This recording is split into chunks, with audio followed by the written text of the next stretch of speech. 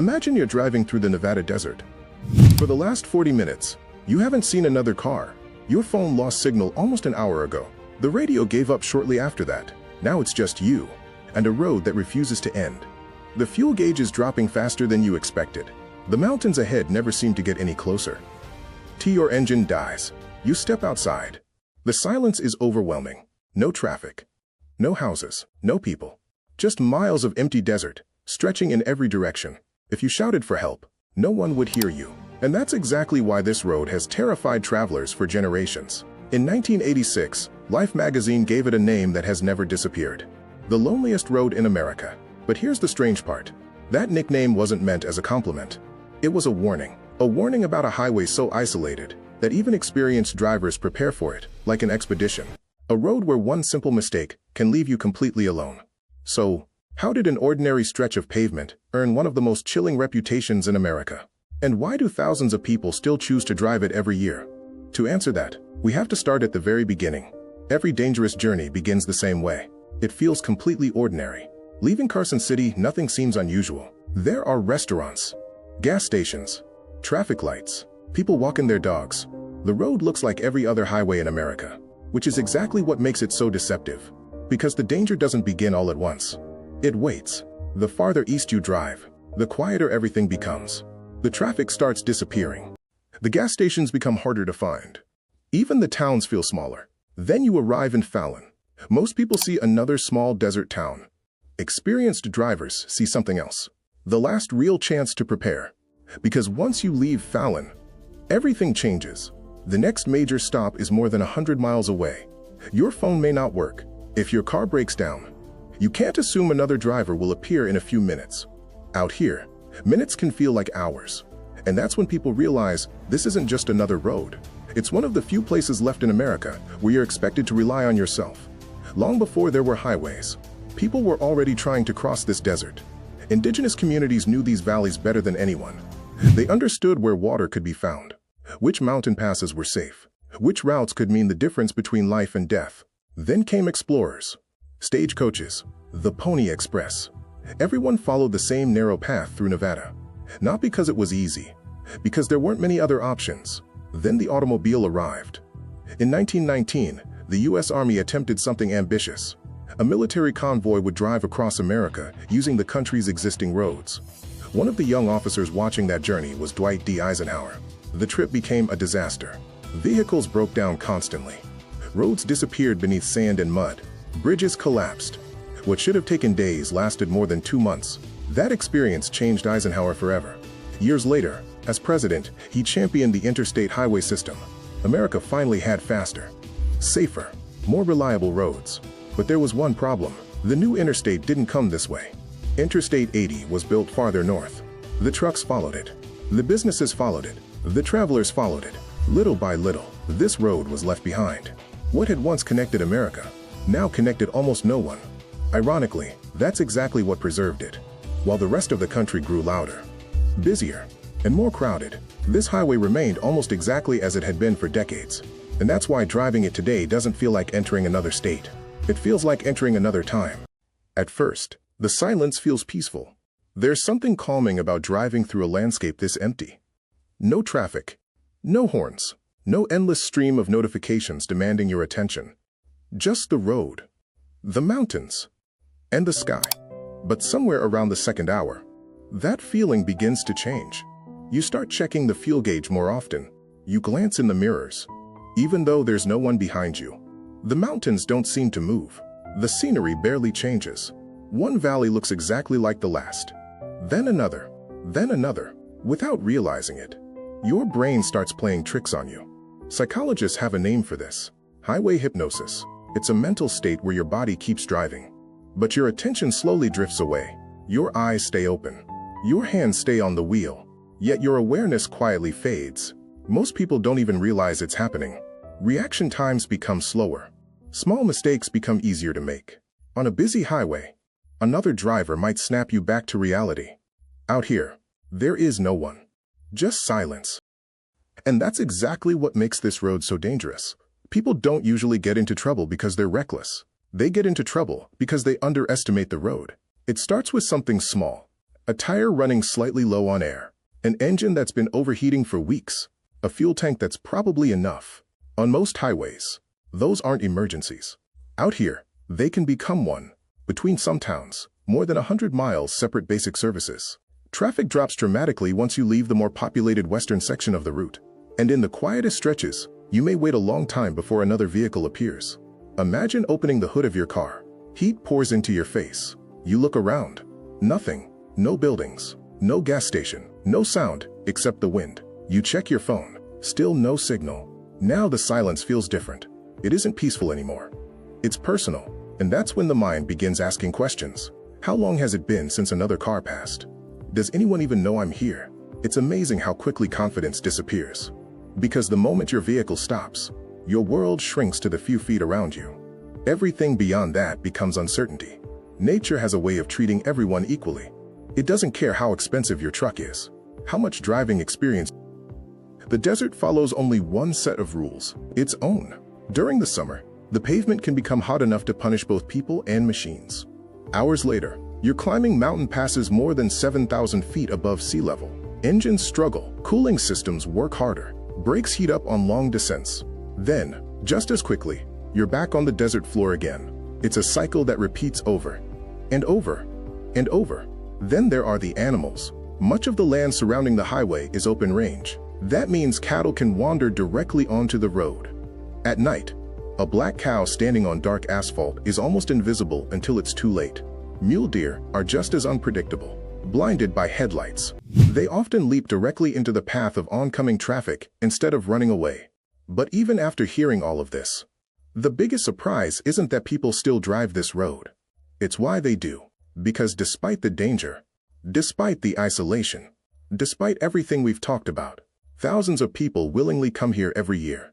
Not because they have to, because they're looking for something. And what they're searching for has almost nothing to do with the road itself. The strangest thing about America's loneliest road is that it isn't empty. It only looks that way. Drive long enough, and you'll begin noticing things that don't seem to belong.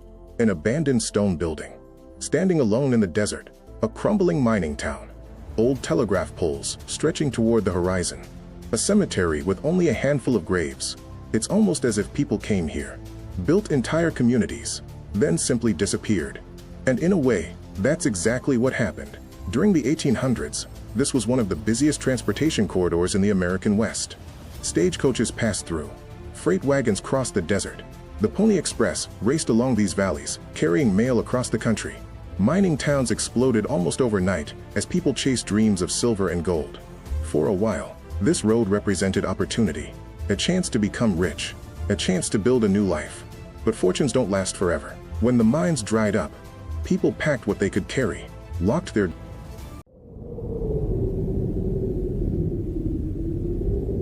and never came back. Today, the desert has reclaimed almost everything. Wood has rotted. Roofs have collapsed. Storefronts stand empty. Yet, somehow, the silence makes these places feel even more alive. Because every abandoned building leaves behind the same question. Who lived here? And why did they leave? Out here, history isn't hidden inside museums. It's scattered across the landscape, waiting for someone curious enough to stop. If isolation scares most people, it attracts governments, especially during times of war. Because if you're planning something secret, the last thing you want is an audience. That's one reason the Nevada desert became one of the most strategically valuable landscapes in America. Just a short distance from this highway.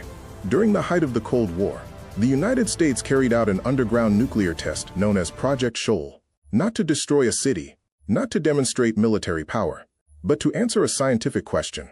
If another country secretly exploded a nuclear weapon underground, could America tell the difference between that blast and a natural earthquake? To find the answer, scientists drilled deep into solid granite beneath the desert. Then, in 1963, they detonated a nuclear device more than 1,000 feet below the surface. The explosion vaporized rock, created an enormous underground cavity, and permanently changed the earth beneath the Nevada desert. Today, you can drive past the area without ever realizing what happened below your feet. No giant crater, no towering monument, just another stretch of empty land. It's unsettling. Some of the most extraordinary events in American history happened here. Yet from the road, you'd never know. And the military wasn't finished. The same isolation that made this region perfect for nuclear research also made it ideal for training fighter pilots. Large sections of the surrounding desert became military training grounds, where pilots could simulate combat over vast empty landscapes without putting nearby communities at risk. Even today, Central Nevada remains an important location for military exercises because of its remoteness. It's a strange contradiction. Most people see emptiness. The military saw opportunity. By now, you might be wondering something. After everything we've talked about, the isolation, the breakdowns, the abandoned towns, the nuclear tests, why would anyone willingly drive this road? The answer isn't adventure. Not entirely. It's something much harder to find. Perspective. Think about the last time you were completely alone. Not scrolling your phone, not listening to music, not watching a screen. Just alone. For most of us, that almost never happens anymore. Modern life is loud. Every second, someone wants your attention. A notification, an email, a headline, another video. But on this road, the noise disappears. At first, it feels uncomfortable. Then something unexpected happens. You stop reaching for your phone. You stop checking the time. The endless horizon begins slowing your thoughts instead of speeding them up. Many travelers say that's the moment they finally understand why this highway has become so legendary. Not because it's the most dangerous road in America. It isn't. Not because it's impossible to cross. Thousands of people complete the drive safely every year with proper preparation. The road becomes memorable because it offers something that's disappearing from the modern world. True silence. The kind that forces you to sit with your own thoughts. The kind that reminds you how small you really are. Maybe that's why people return. Not to conquer the road, but to escape everything waiting for them back home. And in a world that's becoming more connected every day, that kind of isolation has become one of the rarest experiences you can have. By the time you reach the end of US Route 50, you realize something. The road was never trying to beat you. It was trying to slow you down. Think about it. For nearly 20 minutes, we've talked about isolation, distance, silence, abandoned towns, broken down cars, forgotten history. But maybe none of those are the real story. Maybe the real story is us. Because the truth is, most of us spend our lives trying to avoid being alone. The moment things become quiet, we reach for our phones. We turn on the television. We play music. We scroll endlessly. Anything to escape the silence. But this road doesn't give you that choice. Out here, there is nothing to distract you. No constant traffic. No towering buildings. No endless stream of notifications. Just you, your thoughts, and a horizon that seems to stretch forever. At first, that feels uncomfortable. Then something unexpected happens. The silence stops feeling empty and starts feeling honest. You notice details you would normally ignore.